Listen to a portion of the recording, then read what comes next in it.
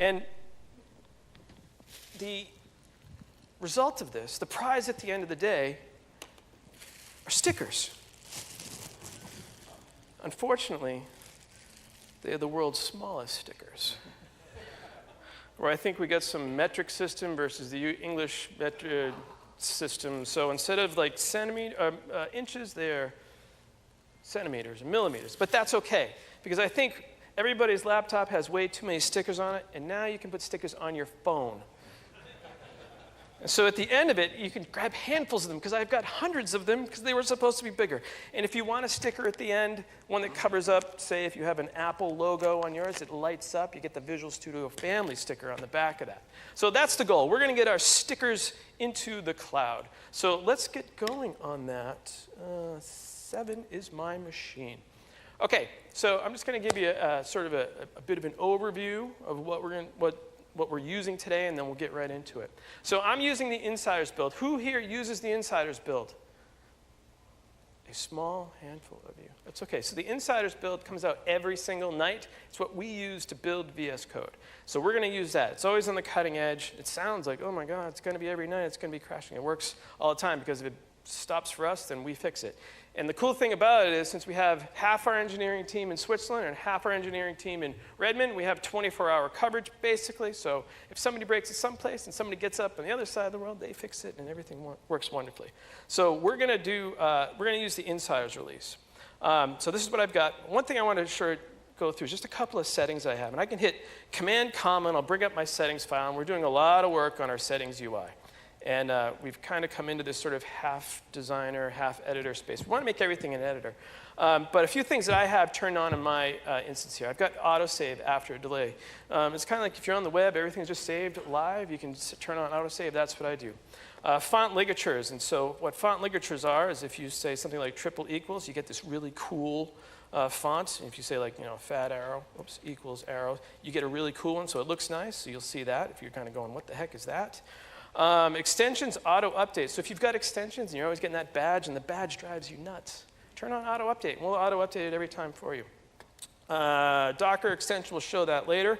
Let's see, what else is good in here? Update channel. So if you are on the Insider's release and you don't want to get updated every day, you can turn off how often you get updated. And since we're doing a demo, I said I don't want any updates.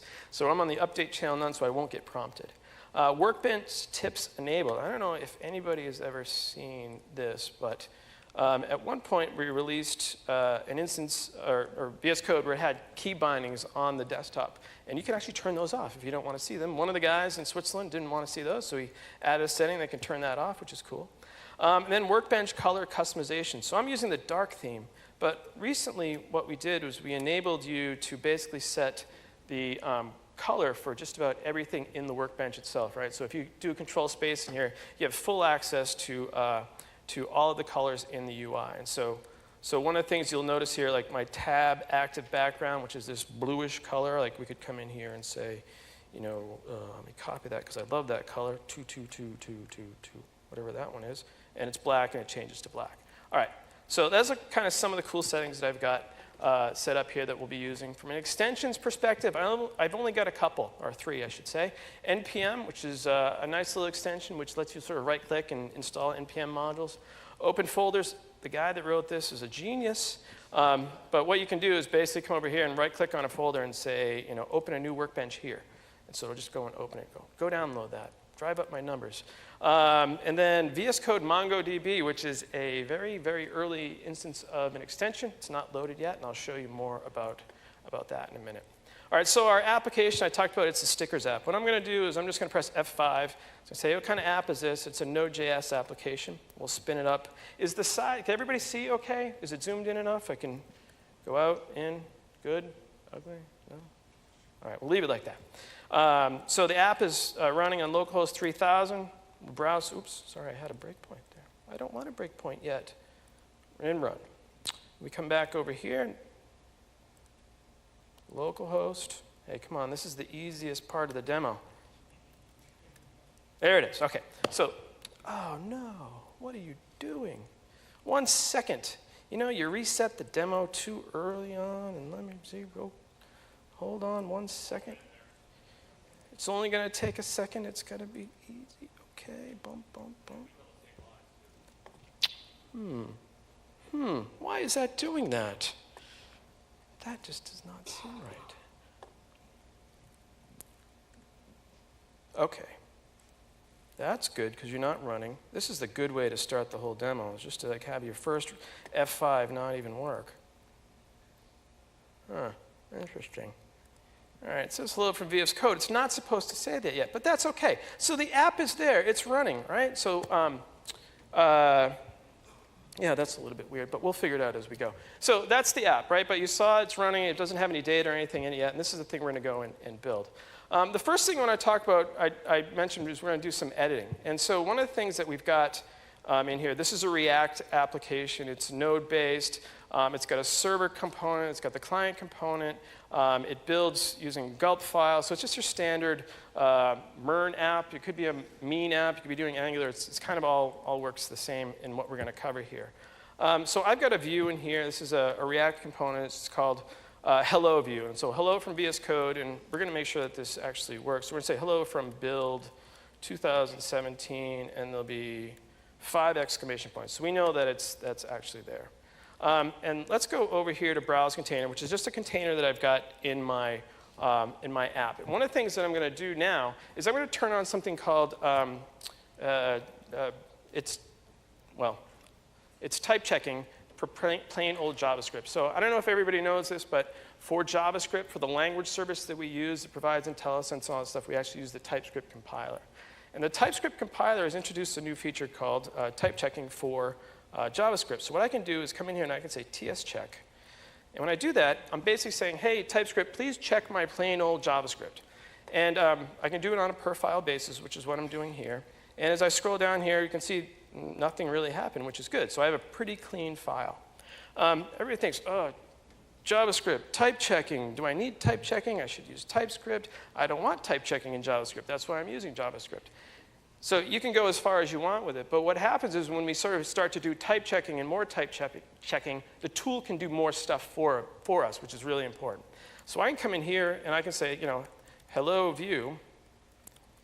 And once I start to use that, that view, you see I get a squiggle on it. If I press F8, you say can't find the name hello view, right? Because I haven't got it yet. But I'm also getting a light bulb over here on the left-hand side.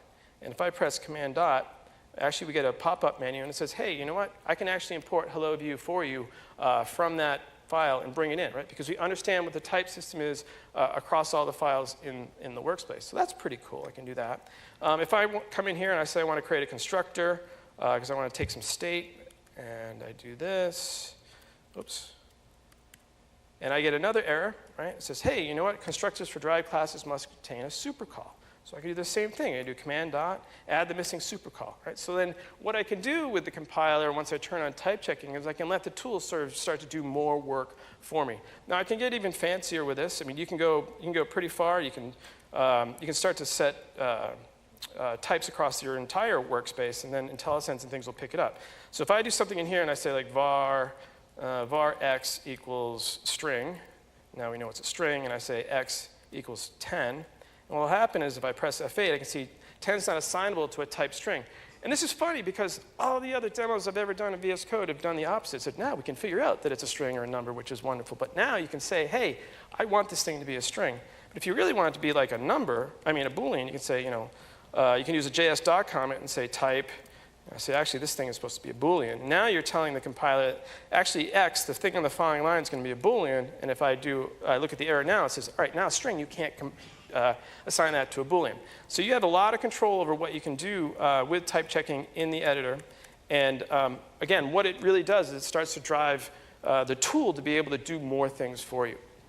Now, we've done this on a single file. You can turn it on for the entire workspace if you want through a setting. Or you can do something with a file called jsconfig. Now, jsconfig, so you can turn it on for a subset of the workspace using a jsconfig JSON file. JSconfig is essentially like tsconfig if you're using TypeScript. It defines what the scope of the project is. And so I've got one here on the client side. I'm saying, yeah, we're using React. And I can go in here and say, all right, I want to do turn on type checking across this entire folder. And what I want to do is say where I want us to do type checking. So I can say include, And then all I have to do is provide a glob pattern for the folders. So I can say, what is it, source, any JavaScript file, all right? And what's interesting about this is we have validation on the JS config file. And so if I do something like come in here and I make a bad path, you'll see we'll get a little squiggly up here in a second. It'll come up. Come on, squiggly. All right, I don't know why you're not doing that. Oh, there it is. See the squiggly? It says, hey, it can't find any input. So I set an includes path, but it couldn't find any files in that, so it's not going to work. So you get some nice type check and validation in here. And so now what we can do is basically say, for any file that's found in source, I want you to start type checking that. That means I can get rid of these @TypeScript check commands. And as I move from file to file, if it finds any errors, it'll surface those for me. So that's cool from a TypeScript compiler perspective. And the same thing works in a TypeScript compiler for JavaScript perspective. Same thing will work in TypeScript for you there as well. But you'll notice another thing that kind of happened in here. I imported the hello view, but it imports or inserts the line with double quotes. And you can see from my pattern, I want to use single quotes. So there's a couple ways I could fix this. I could come in here and I could press Command D, and Command D will actually, let me do that again.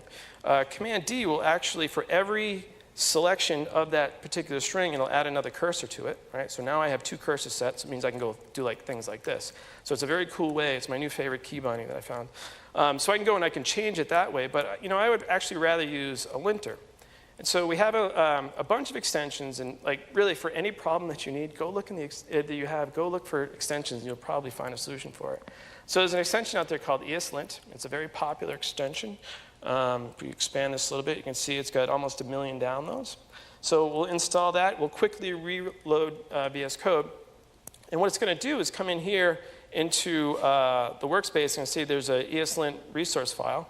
And it's going to use that to understand the rules on how to lint my code. And one thing that's interesting is we're actually using a plugin to ESLint saying that we're actually working React. So I can comment that plugin out. Other things you can see in here, I can get warnings and errors, but if I have complicated rules, I can pass them in as an array. So once I do all this, if I come back over here to my browse container, you can see now with ESLint, I've got single quotes, or should be using single quotes. And again, I get a code action, I can command dot, and I can fix that problem, and it'll fix it for me. So the tool is starting to learn how to do more things for you through linters and through the compiler. And you can see I have lots of warnings in here now and say, hey, header view is defined but never used, but we are using it down here. And it doesn't understand that this is a React component. And of course, since we were over here in ESLint RC, and I uncommented the plugin, it doesn't understand it. If we put the plugin back in, so it uses the React plugin, we come back here, all of our warnings are gone because we're actually using header view down in our view. All right, so there's a couple of quick tips for configuring the editor, for linting, for type checking using TypeScript. Okay, so now what we want to do is we've got it out. We're kind of happy with how this thing is running. What I want to do now is let's go run the app again because we added the hello view to it. We're going to run it again, port 3000. Localhost 3000, it still says hello from VS Code. Seems to me there's something running somewhere which is really driving me a little bit nuts. I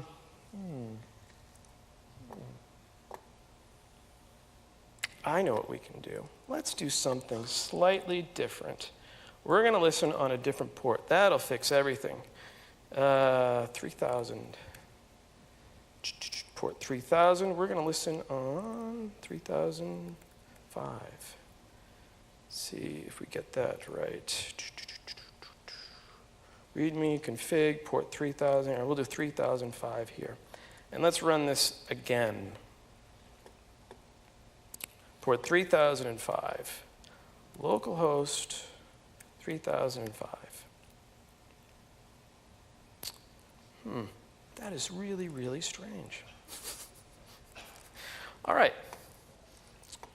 Oh, perfect segue into the next section. I know why it's not working. Do you know why it's not working? It's a React component. We need some sort of a build, a client-side build. What I've got in my folder is a build from when I was practicing about an hour ago. That's driving me nuts. All right, let me go change that back to 3,000. No. We'll get back, change that, 3,000. Okay, what we're going to do, remember I said that this uses a gulp file to do all of its builds. And here's the gulp file. And there's one in here called build. And one of the things I can do is I can come in here and press Command P, bring up the command palette. I can type in task. And what task is, it's basically a built-in way to run tasks throughout your environment. And what's cool about this is we think about VS Code as sort of a lightweight tool that sort of strings a lot of tools together, and tasks are the way that it can happen. So if I run build here, what this will do is basically run the gulp task to build the app for me. It'll lint for me as well, I think. Oh no, that's the full build. We'll do the linting. And now, once this finishes up, and I can press F5 again to run it, and we go and we load up localhost 3000. There we go. Whew. That really made, okay, so everybody get that? We're good? All right. Whew. That helps quite a bit. Now, but that points out a problem, right? So we have to build this every time in order to get the right results out of it. But when I'm doing my debugging, there is no configuration. I didn't define how this app should be run. VS Code is just figuring it out for me. But what we can do is we can be a little bit more specific. And what we could do is create this thing called the launch.json. And launch.json will tell VS Code how to run the app. And by default, it goes and it figures out from package.json that should run server index.js. But what we wanted to do is actually come in here, before it runs, run what we call a pre-launch task, which is build. All right, so once we do that and we press F5, you'll see the output, the build will happen. And then when the server comes up, and we see it over here in the console, and the server comes up, we're at localhost 3000. So everything is good there. So what we can do is we can say, hey, you know what? Just run this app as it is, or I can start to configure how this app should actually work. So that's pretty cool, right? So I've got this. I can configure it. I can get my build working. But one of the things we noticed is we didn't actually have any data in that particular, the app that's running. And when we look through the tasks again, task, press space, and we scroll through them, there's actually a task in the gulp file that will populate a local MongoDB for me. But one of the things I could do is actually figure out sort of what's going on there. Collapse this down. We'll go to the gulp file. And here's the populate MongoDB task. I can set a breakpoint here. Now, this isn't my app. This is a file, a JavaScript file, node file, which is next to my app. But I want to run and debug that. So we can go back to the debug configuration. And we can say down here, this big, it's a button. It might just look like a label. But I can say, hey, here's all the different kinds of configurations I want to do. And so we can say one here, a gulp task. So we'll insert the scaffolding for the gulp task. We'll say we want to run populate MongoDB, right, which is just the label. It knows to go and run gulp out of the node modules folder. And if I spell it correctly, it'll run that particular task. So now all I have to do is come over here debugging and say, hey, I'd like to run that particular setting. I hit play, and what'll happen is it'll break over in my gulp file. So my app's not running. I'm debugging basically a single file in here. And of course, I can step across this. I can step into it. And I can see that initial data is a bunch of objects that'll get put into the database for me. That's cool. I'll press play. It'll run. We can stop that. If we go back here and we launch our application again, we press play. It'll build again. And then when the server comes up, we say localhost 3000. Give it a second for it to come up. Yep, now it's running localhost 3000. Boom. Now we have data in our application because we were able to run that gulp file. So that's how you can configure a single file, which is pretty cool. But imagine, so far what we've been doing is debugging the server. Now imagine you want to actually debug the client side, which is another task that you can do. There's another extension for that. It's called the Chrome debuggers. Chrome debug. And that is a very, very popular extension. It's got 1.6 million installs. So we'll install that one. And what this basically does is let you do both client-side, it lets you do client-side debugging in VS Code itself instead of having to use browser tools. So again, the same model that we do, we can come over here, we can add a configuration, which now there's a new one in here because we added a new debugger to VS Code. And we'll say we're going to launch Chrome, and the site that we've been going to is 3000. And in this case, we need to start up the server first. So I'll just come in here into the terminal, say npm start, which is another way for us to start the server. So it's listening on 3000 now. And what we can do is then go open up some code on the client side And it's using Webpack. It's creating map files, which the Chrome debugger will pick up. We'll put a breakpoint over here in our render method. And when we go and run now, we'll launch Chrome. And what this will do is it'll start up a new debug instance of Chrome, and it hits our breakpoint. So now what we're doing is basically debugging the client side of our application, no longer debugging the server side. But that's kind of a bummer that we had to actually start the server from the terminal in order to get that to work. So there's another configuration that we can do. This is the one that's the most cool. Let me close this down. We can actually set it up so that we can debug both the client and the server at the same time. Right? You would think you would only get this in large IDEs, but you can actually do this with the editor. And so what you do here is you come in and there's a new top-level object, and it's called compounds. And all you have to do is say, all right, name the compound. We'll say client, server, and I tell it which configurations I actually want to run. So we'll do launch Chrome, and the other one is launch program, I think it's called. Let's scroll down here. Launch program. OK, so what will happen when I run this one, it'll start the server, it'll do the build, it'll run, and then it'll also launch the client. So then we can go client server, press run. You'll see the build will happen. We'll wait for the debug, the server to start up here. We'll say 3000. Come on. And while that's happening, let me go and find a browse and a root. We'll put in a breakpoint here. I think we still have a breakpoint over in the client side. And now we'll refresh this page. And boom, now we're stopped in the server. If we hit run and refresh the page one more time, now we're stopped in the client. So now what we can do is debug both sides of it. Yes, question? Yeah, when you make a compound like that, can you specify dependencies between them so that, say, you first launch a program and then your browser can actually visit the page once it's done? No, so the question is, can you create connections between the two debug tasks in the compound debug configuration? No, you can't. But what you could do is create like a pre-launch task in a gulp file that could do both of those things for you. But it's a good request, but you can't do that today. All right, and so the other interesting thing about this is up here in the debug toolbar, you can actually choose between which one that you want to have control. So we're in the server side, which we're not broken in, so it's running, so I don't have step in, step over. And the client side, since we're broken, you can see that I've got those controls available. So that's how we can go and set up debugging for both client and server in the tool. OK, so one thing that's going on here is we've got, let me just go and run the application one more time. So we'll launch the app. I'm going to go back to 3000. Come on. That build step always takes time. Go away. All right, so here's our set of stickers. We've got data in the database, but one of the problems is that there's no VS Code sticker in there. There's no little tiny itty bitty sticker in there. And what we want to do is actually get our sticker in the store. So how can we go and do that? Now, what I mentioned before is that one of the extensions that we have installed here is this extension called VS Code MongoDB. Now, this is an extension that is in super early preview. It's something that we're working on right now. But what's interesting about it is it's using some what we call provisional or proposed APIs. And these are APIs that are not, let me just get to this folder, sticker app, and make that a little bit bigger. Code. Insiders. Just get the help up there. So what this extension is doing is using something called proposed API.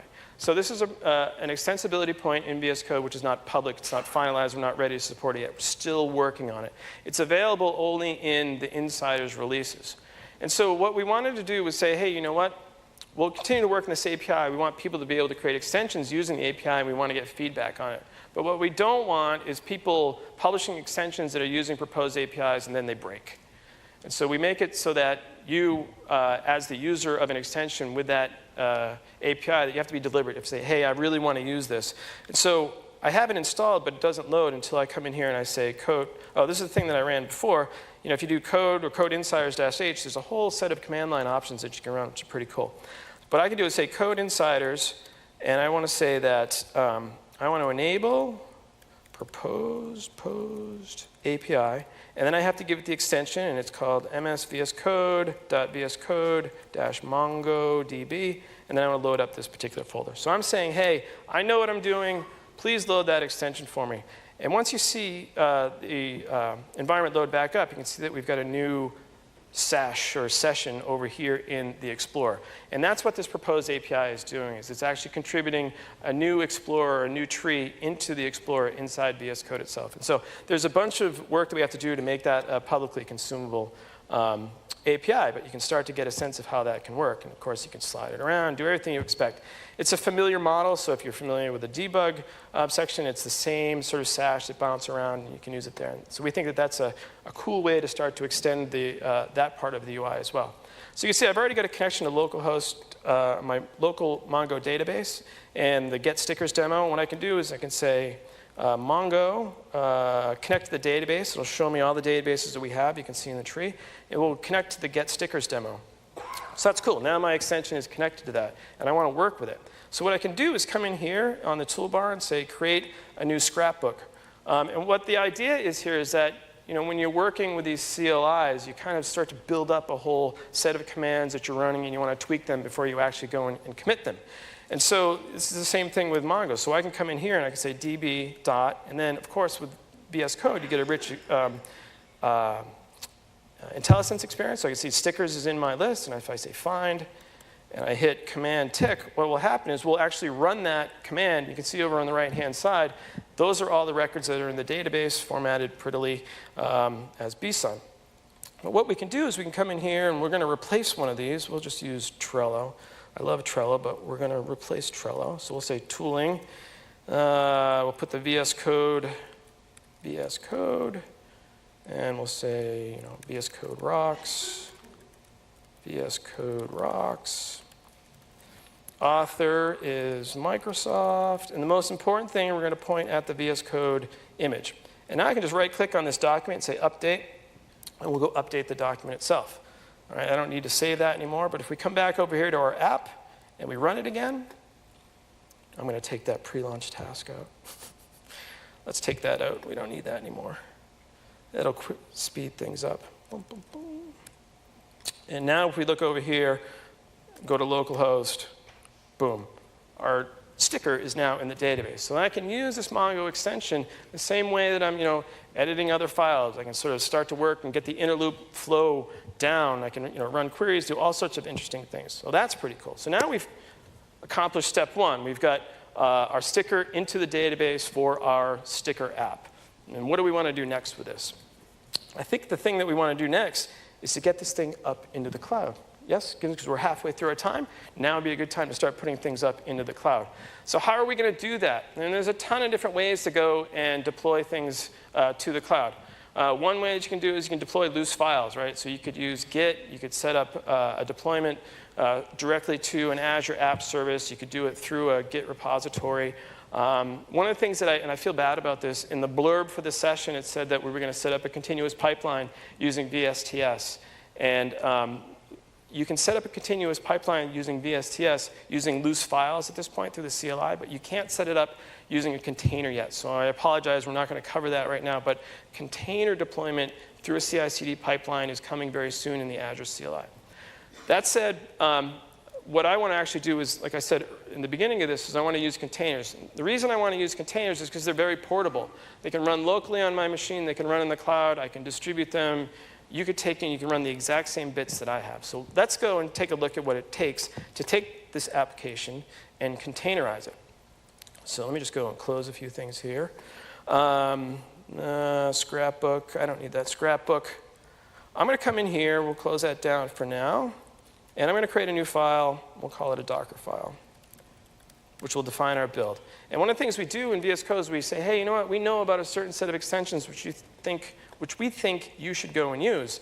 And one of them is the Docker extension. The other thing is it's dynamic. It kind of says, hey, what are the things that you're doing in your workspace? Like, I know it's like a Node app, and we're going to go and recommend other things like CSS HTML formatter or JS hint or markdown lint.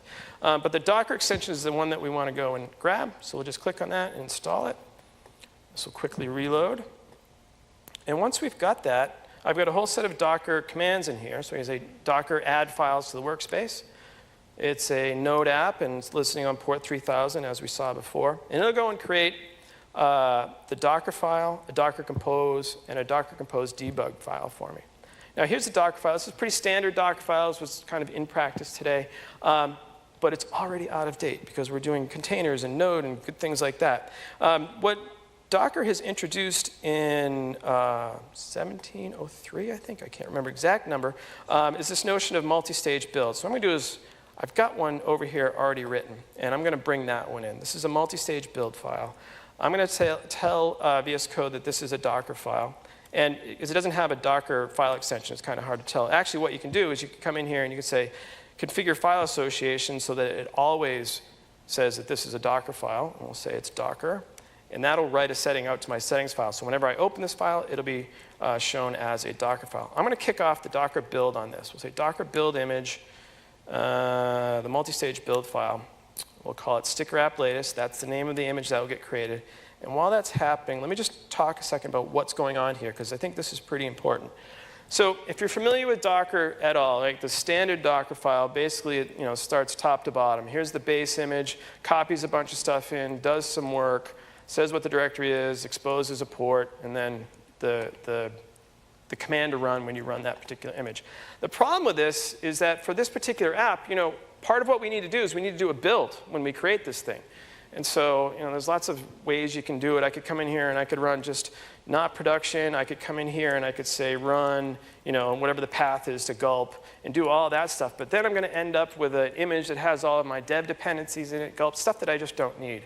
What a multi-stage build file does is it lets me sort of build intermediate stages or build images, intermediate images, and then pull things from that. So what we're going to do here in this build, which is running in the background, is we're going to say our base image is from this mHeart Alpine Node 6. It's a very small node image. The only thing we're going to do in that is we're going to create a folder called user source app, and we're going to copy in package.json from the local file system. Right? So that's our base image, about as simple as you can get. And then we're going to build another image that is based on that one that we did. We're going to call it dependencies. Right? So we're building a new intermediate image called dependencies. And in that, we're going to configure npm. And we're going to install just our production node modules, right? Because in the end of the day, that's the only thing that we want. And so once we do that, all we do is we copy off node modules to some folder. We squirrel it away. We say, hey, put it in prod node modules. You can name it whatever you want, some unique folder. You're just putting it someplace in this dependencies image. And so then after that, we run npm install again, which will install all of the dependencies. So gulp everything I need at design time. And that becomes my dependencies image. And now what I'm going to do is I'm going to build a new image. It's based on dependencies. And dependencies has all of my design time node modules in it. And from there, I'm going to bring the app in. I'm going to run gulp because I know that's in there. And then I'm going to squirrel away the bits that I have to go and build. Remember the same set of bits that we build locally because I was getting the wrong hello view at the beginning? We're going to squirrel those away. We're going to say, hey, those are my production bits. Put those in another place. And once that's done, I'm going to build my release image. And I'm going to start with that base, which is the Alpine node that has nothing in it except my folder and package.json. I'll copy in my server code from my machine, my client code, a pug or whatever it was called before, template. And then I'm going to go and grab those production node modules, and I'm going to grab the production client bits. I'm going to copy those on top of it, and normally, do 3000 npm start. And what happens is at the end of the day, if I come in here and I say Docker images, you can see that my sticker app is it's only 102 meg. So it's very small. Right? It's just the most minimal thing that we need to get this app running. So it's a much more interesting way to build an app. Now, the Docker extension we have today does not automatically generate one of these multi-stage build files yet because it's still in beta in Docker. So we're going to wait and try to time it in that way. But you can go find them on the internet. It's a very cool thing. So now we've got our image, and what we can do is we can run it. And what we'll do is use Docker Compose. We'll use our debug version because we'll do some more stuff after that. And this is the default Docker Compose file that gets created by the extension. And what it does is basically, it's really a shortcut way to if you have multiple images, you can string together multiple images. And it's also, if you have a single image, it's a really simple way to basically do a run and expose some ports. And if you want to do some volume mapping, you can do that too. The reason that the extension does a volume mapping is that you could also create an image where you have the image which has all your runtime in it, and you can map in your source code underneath, and you could say run nodemon inside that container, edit your files locally, and it'll keep running up in the container because it's mapped in. But we're not doing any of that, so we don't need that. So what we'll do is we'll run sticker app latest. We'll expose port 3000. We'll also expose the debug port 5000. And we're going to override the startup command. We're going to say run debug 5858. So we're going to go and we'll say docker compose up. We'll pick the debug one. You can see it spins up. Our app is running. It's listening on port 3000 again, localhost 3000. And now it's actually talking to the container, not the node instance that's running on my machine.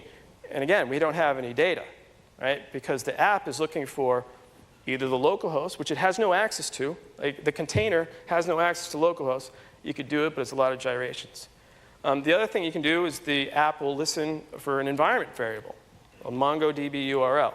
Right? And so I can show you what that looks like here. Let's go find it in the app. MongoDB URL.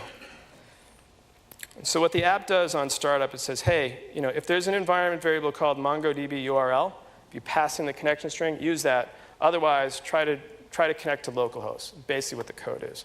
But we never told, let me bring that thing down, docker compose down. That'll bring that down. What we never did is we never told, where is it? Compose, docker compose debug. We never told, or we never passed in an environment variable for a Mongo database. So what we can say is MongoDB URL, and we can pass in a connection string. Like I said, you can't, from a container, easily talk to the local machine or the host. You don't want to do that because it becomes host dependent at that point. You want to talk to some MongoDB somewhere. So we need a MongoDB.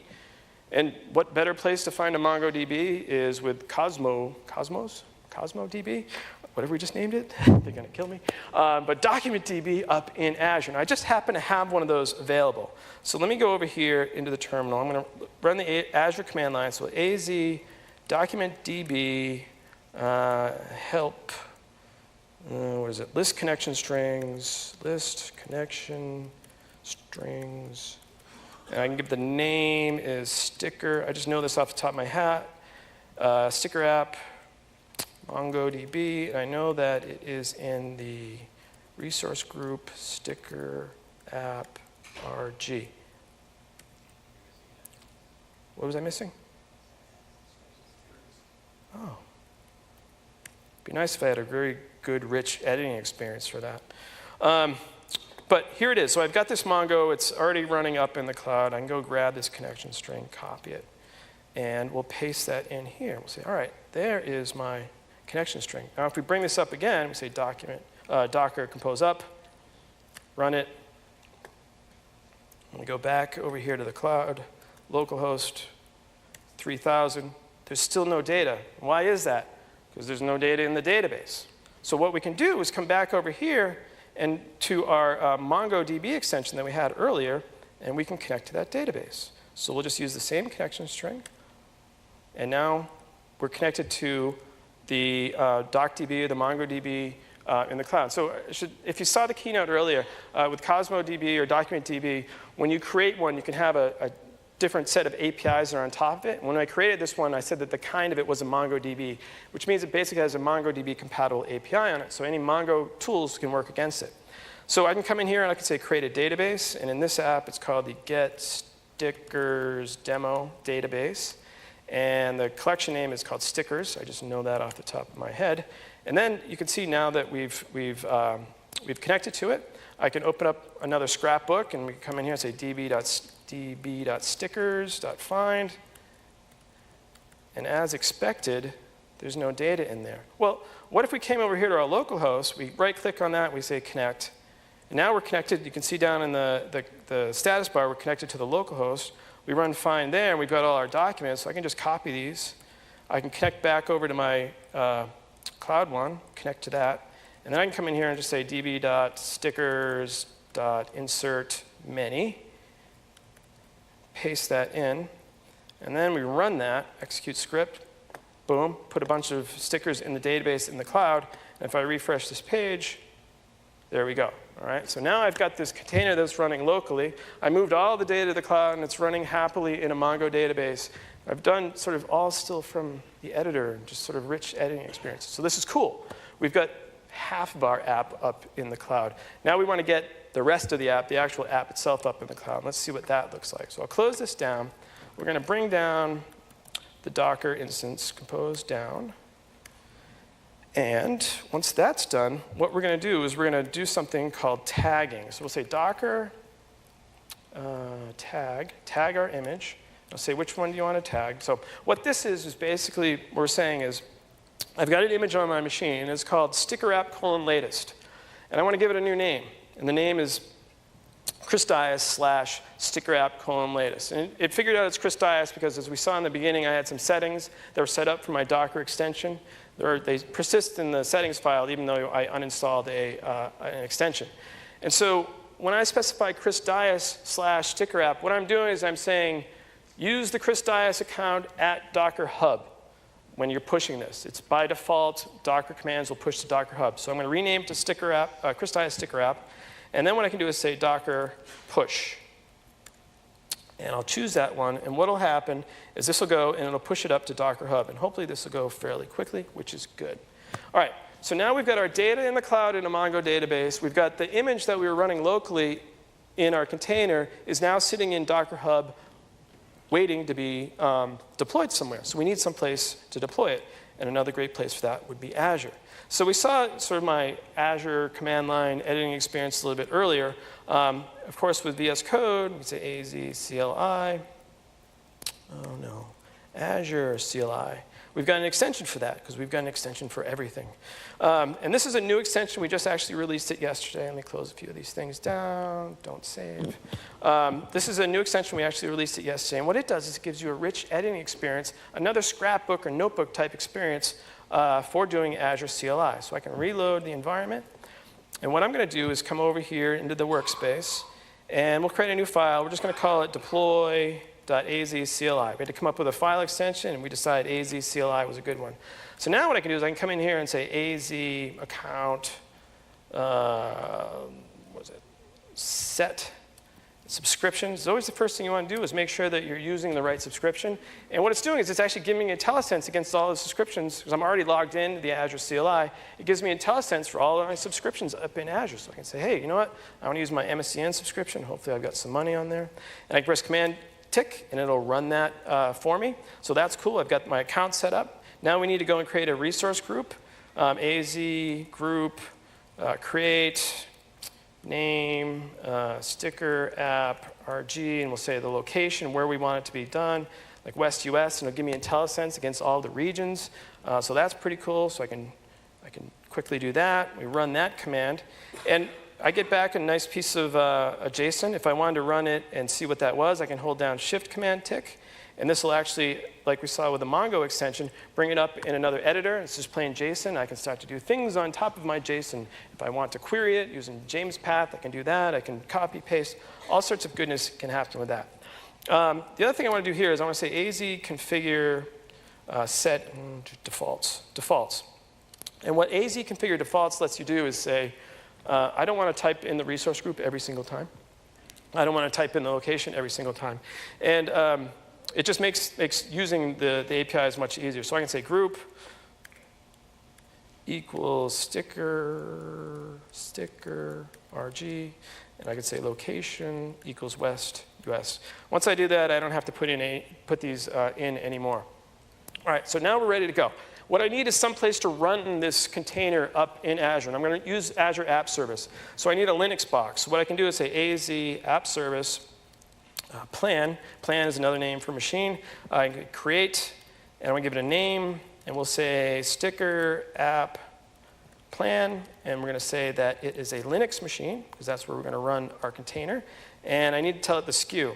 And these are all the different SKUs, the different size machines that I can create up in Azure. And since I'm doing a demo and I work at Microsoft, so I'm going to use a really big one. So we're going to do an S1 machine, so that's a good one. It'll be nice and quick for us. Sticker RG, oops, sticker, what did I do wrong? Sticker app. Sticker app RG, boom, that's good. And now, boom. All right, so that's going. So now what's doing is it's provisioning out a Linux machine for me. So what we can do is then create the website to put on there. So we'll say AZ web app, create, and we'll give it a name. We'll say it's the sticker app, give it some uniqueness. We'll say CDIAS, my email, and we'll say the plan to use. I hit Control Space. Again, I get the app plan that I just created. We'll say put it there, and that's wonderful, and we'll hit Command tick, and it'll run that command. Now what this is doing is creating the web app on that Linux box for me, this nice, rich editing experience. And so now once the app is created, I have to go and configure it. I want to set a few interesting things on it. So I can come in here again, I say AZ document DB list connection strings. I don't have to worry about spelling it, name, and it'll tell me the database, boom. Way easier than when I was typing it from the command line. We'll just copy that thing off. And what I'm going to do is configure a couple things on the website. So AZ web app config app settings, which is like if you've been to the portal, you can do all this stuff at the portal, but since we're using editor, we like to do this here. I can say set a couple things, port equals 3000. Oh, wait a minute. Set settings. There's a little redundancy there. Port equals 3000, you can see, because our container is always listening on port 3000. And then the other environment variable, MongoDB URL equals, boom. And that should work. No, I did it again. I always do this. You add the name. They're all laughing at me right now in Switzerland and Redmond. So basically what we did was when you set a setting in Azure App Service, a setting will be piped into the app as an environment variable. So I piped in two. I said, here's the port to listen on, and here's the MongoDB URL to go and connect to. Right? So I set those settings. That's all good. Now I just need to tell the web app, hey, use a Docker container. So we'll say AZ web app config container. Oops. Container. Set the Docker custom image name, Chris Dias, sticker app latest. All right, so that's the image that we pushed up to Docker Hub. We'll run that, and it's going to go tell, oh, I forgot the name again. Name, sticker app. They're all laughing because one of the things we did with the API, or the IntelliSense for the Azure command line tool, was when you got to a certain point in the command line, we would automatically insert the required parameters, and one of the required parameters is name. And so I said, I was a little aggressive. Let's take that out for now. And every time I do the demo, I forget to put name in. OK, so what that's doing right now on that machine is doing a Docker pull. It's pulling that image down for Docker Hub, and that's going to take a second. But we'll go AZ web app, browse, and I won't forget the name here. Name, sticker app. If we hit Command tick, what this will do is it'll open up a browser pointing at the website that we just created up there. And if all goes well, what will happen is after the Docker pull finishes and the app gets spun up and it's listening on the proper port and connects to the Mongo database, it will display the page with data. All right, that was pretty good, right? Very good. An editor and a CLI. I've got 8 minutes and 47.6 seconds left. We're not done. All right, so we got the data in the cloud. We've got our app in the cloud, or container in the cloud. Same image we're running locally.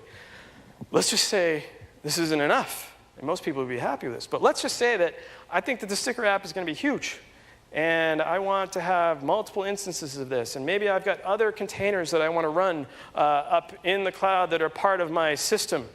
And to do that, what we need is something called Azure Container Service. And Azure Container Service is probably a talk or 10 talks all on its own. So I'm going to try to summarize Azure Container Service in 30 seconds. And so basically what Azure Container Service is a service in Azure which makes it easy to host and run containerized applications. Right? So a container service basically is a cluster of VMs all managed for you. It's got a set of workers. It's got a, in the Kubernetes space, which I'll talk about in a second, it's got a set of workers. It's got a master. If the VM goes down, it'll bring it back up. If one of the containers dies, it'll bring it back up. You can do all sorts of configuration for it. It supports basically open source orchestrators. So Docker Swarm, Kubernetes, which started at Google, is one of the guys that worked on Kubernetes, actually works in Azure as an engineering manager now. DCOS, which is Apache Mesos. So all these orchestrators can run inside ACS. And what we're going to do is we're going to use Kubernetes, and you'll see it called K8s. That's the shorthand for it. And by default, it's going to create one master and 3 workers. And we're going to use another CLI. It's called the kubectl, I think is how we pronounce it, kubectl CLI.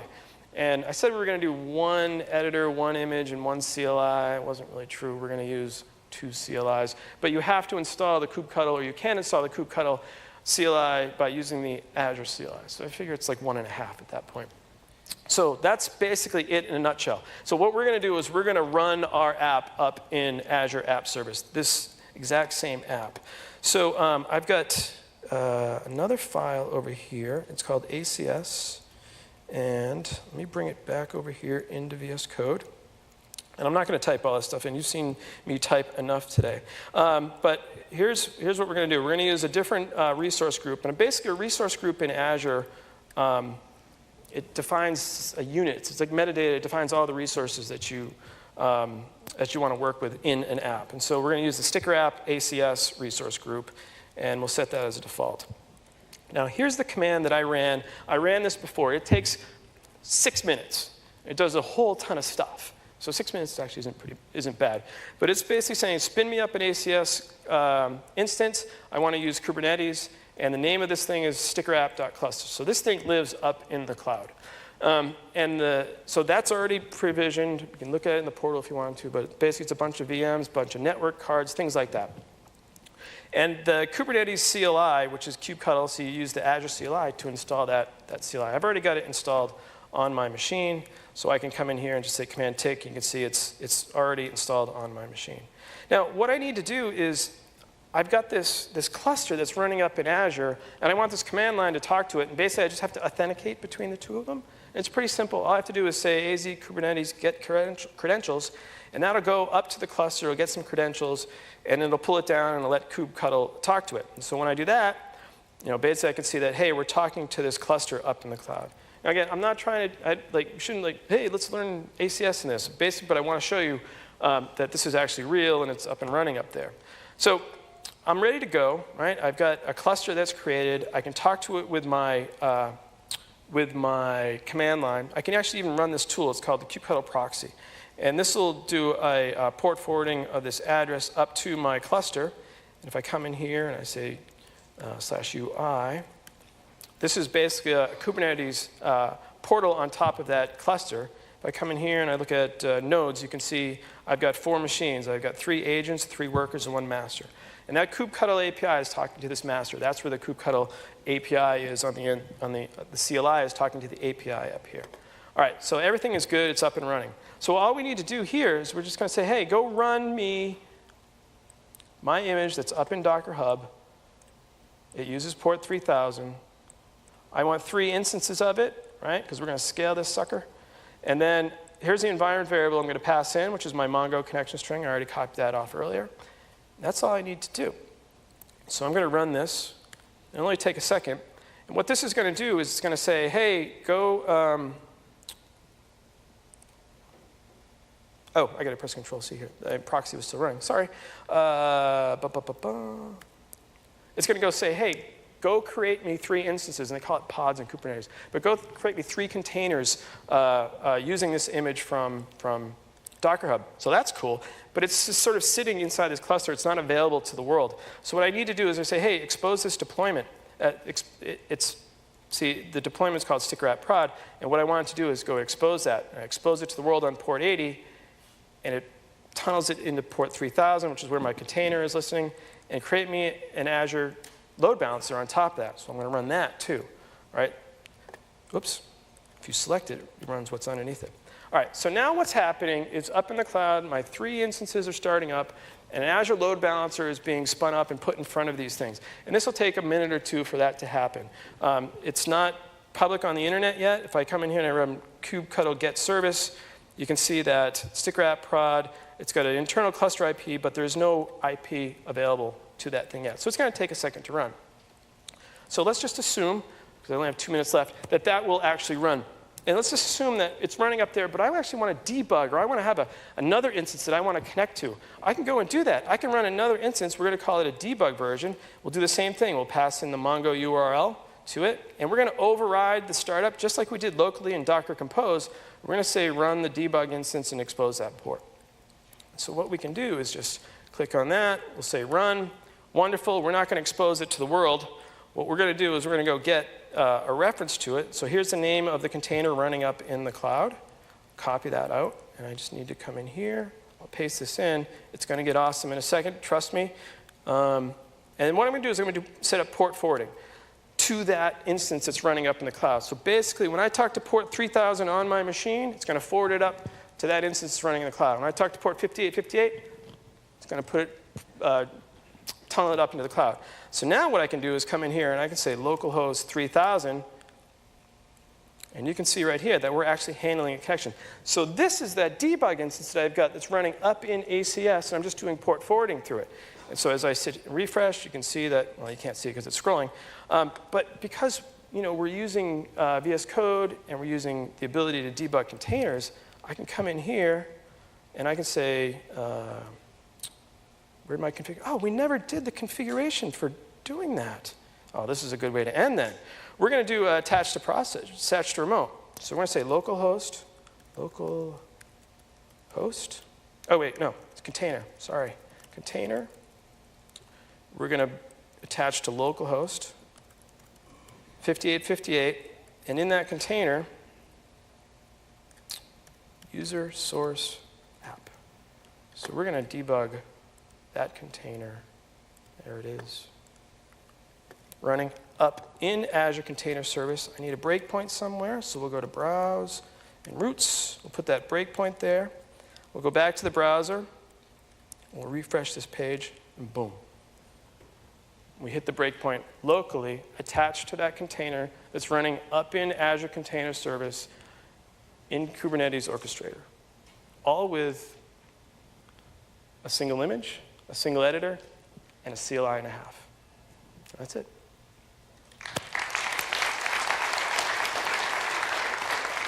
So I'm supposed to go through the next. All right, so that's good. Call to action. Get the Insiders build. It's great. Comes out every day. It has new features all the time. Bunch of cool links in here. I think the most important thing, because I have 2 seconds left, I'm over. There's 2 more theater sessions. One is this VS Code, the most useful but underused tips and tricks. That'll be in the theater. That'll be very cool to go and watch. Wade will do that. And then you can get even deeper on debugging configurations with Kenneth at 11 a.m. tomorrow. So go check those out. Download Insiders. Get these extensions. I'll have links to the MongoDB extension on a blog post. Hopefully the guys publish the blog post during this talk. So if you go to code.visualstudio.com/blogs, you'll be able to find, right now it's just a summary roll-up. We'll make it a little bit richer, but you'll be able to find all the links to the Mongo extension, how to install it. Thank you. Oh, and if you want a very tiny sticker for your phone, since you stayed the whole way through. I forgot all about it. Go back one slide, sir. Yep. Here. It's like